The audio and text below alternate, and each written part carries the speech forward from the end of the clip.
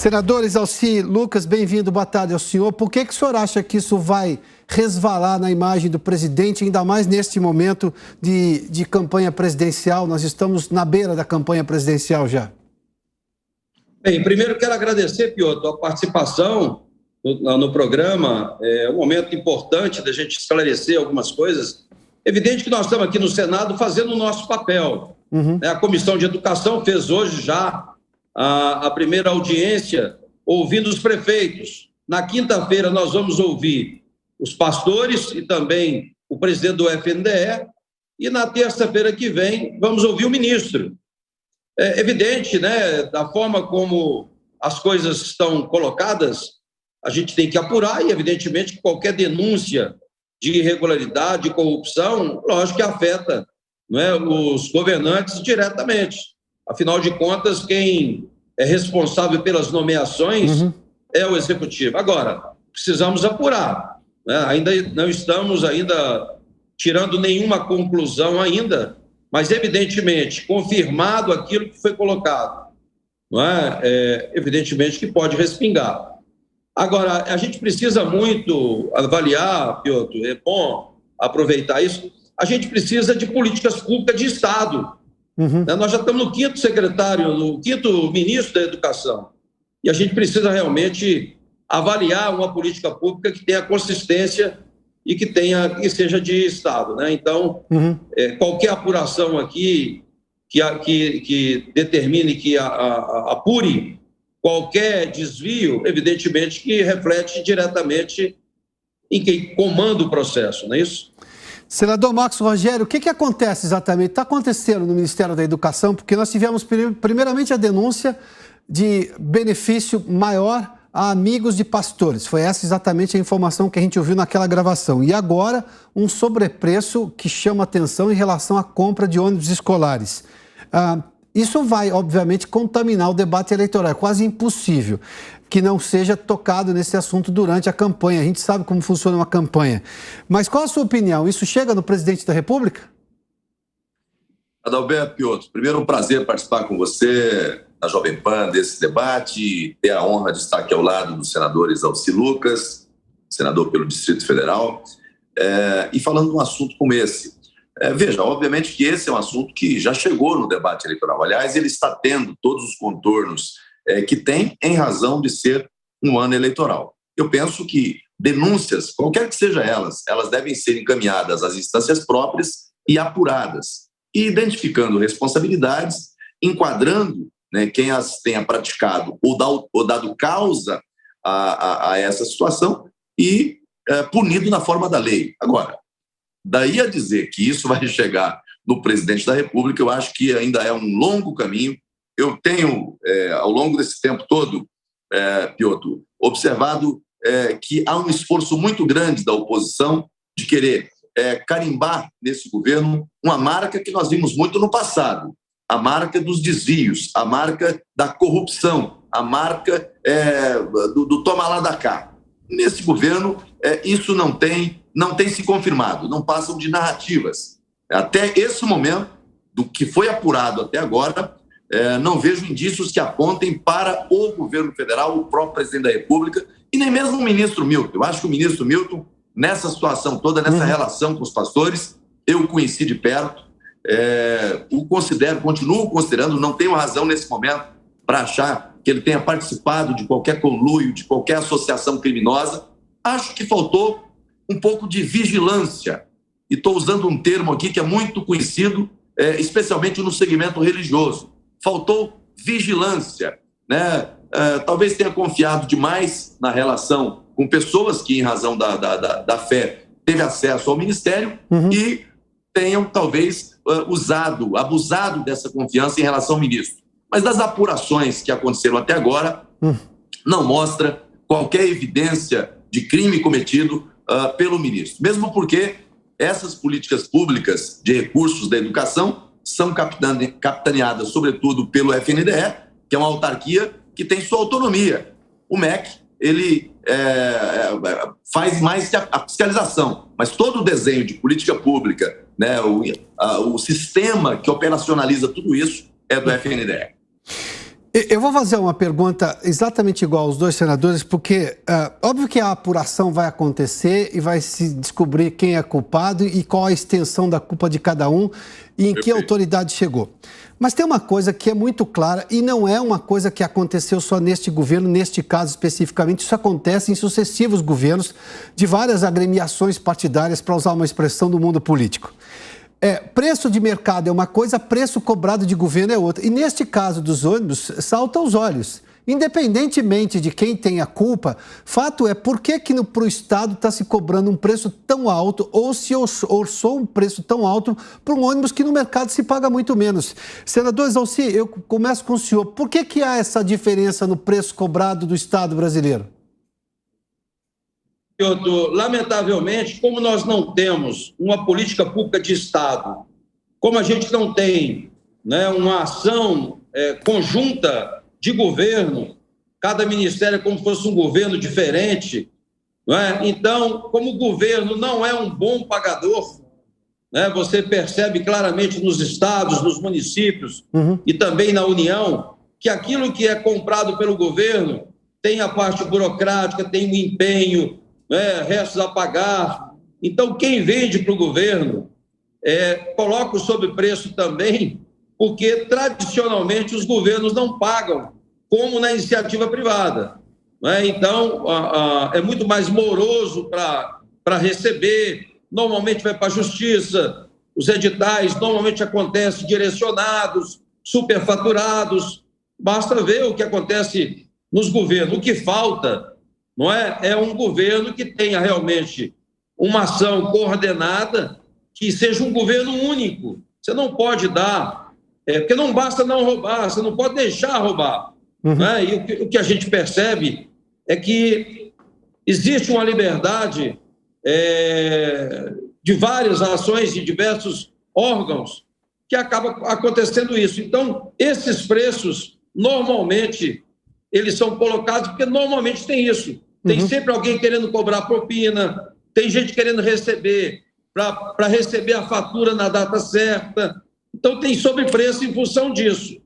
Eu acho que deveria existir, né, a possibilidade de você comprar, de uma forma diferente do que está aí. Por isso que nós alteramos a 8666, né, e o governo precisa realmente...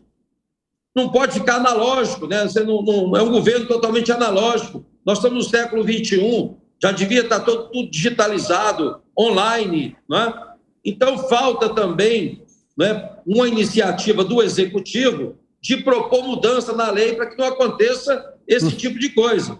Então, eu acredito que seja isso, que sempre para o governo sempre é mais caro, porque sempre tem essa tradição de vender dificuldade, de vender facilidade, né, e botando dificuldade nas coisas. Então, tudo isso influencia. Por isso que deve mudar. E a iniciativa sempre é do Executivo. A proposta de gestão, de definição de políticas, é do Executivo. Perfeito. Então, essa é a razão de que virou tradição. Mudança de governo. Para pagar o anterior, tem que pagar um diferencial. Para receber, tem que pagar uma propina. É isso que acontece, não é? Senador Marcos Rogério, por que tem esse sobrepreço? Porque isso não é preciso ser formado em administração pública para olhar para um valor de mercado e para o valor que está numa licitação muito superior. Por que a gente tem esse sobrepreço? Porque isso é notório, isso é um desvio que, obviamente, qualquer pessoa percebe.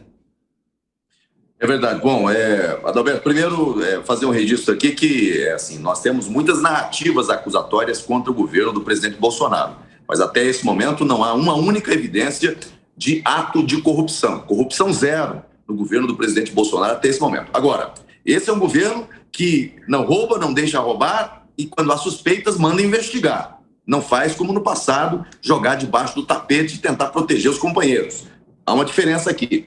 Em relação a essa questão do preço, e aí eu queria alongar um pouquinho mais essa observação, que isso aconteceu, aliás, a CGU já vinha apurando uma outra situação em relação a equipamentos, tratores agrícolas, implementos adquiridos também pelo governo federal. Isso aconteceu no Ministério do Desenvolvimento Regional. Eu próprio tive a oportunidade de conversar com o ministro Wagner, num dado momento, dizer, olha, em razão das matérias que saíram, Porque os preços praticados, de uma hora para outra, ficaram absolutamente fora de controle. E aí, qual o argumento de quem produz, da indústria, de quem vende? Né? O preço do ferro, é o preço dos componentes, é o custo relativo ao tempo de espera num processo licitatório.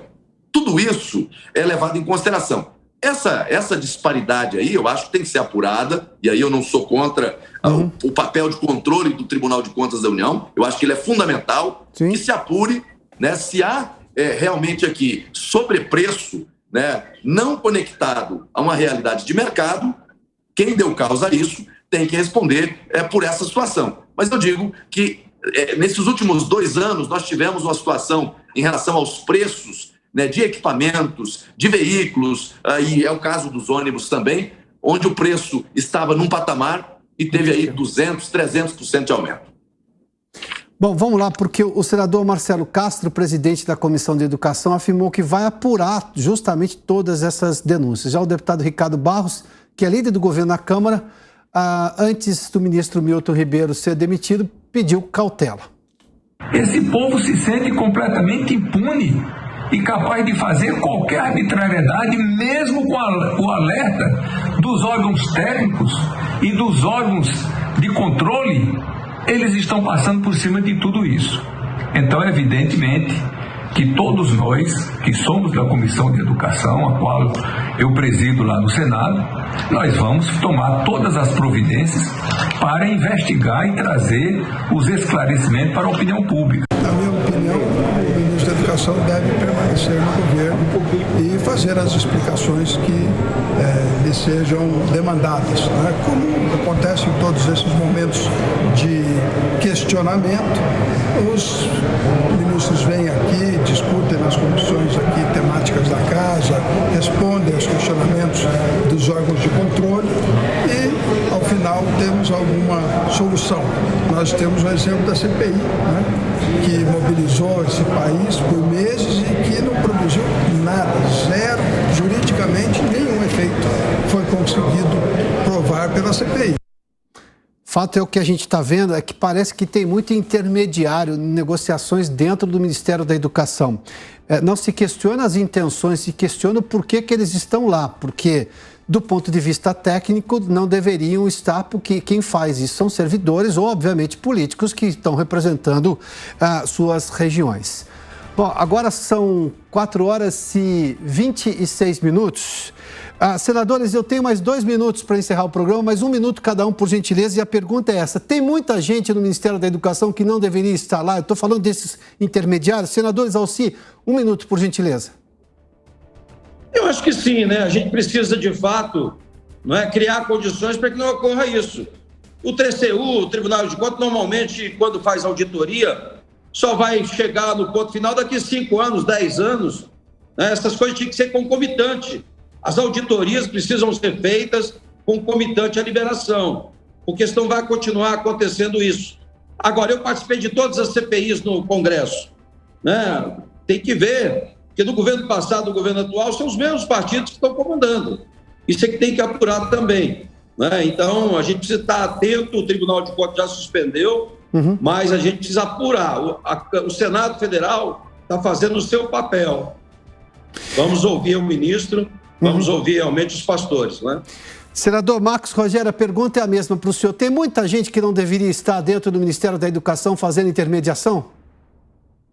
Eu acho que tem muita gente que não devia estar em muito lugar, mas assim, essa questão aí eu acho que tem que ser apurada, a investigação tem que ir a fundo. Eu acho que qualquer pessoa, qualquer cidadão pode ter acesso a qualquer órgão público, seja o Congresso Nacional, o Ministério da Educação ou o Presidente da República. Agora, cabe ao servidor público, ao agente público, adotar as cautelas necessárias para não permitir que o órgão se vincule a uma situação que, de repente, pode ter aí desvio de finalidade, pode ter abuso de confiança, pode ter corrupção.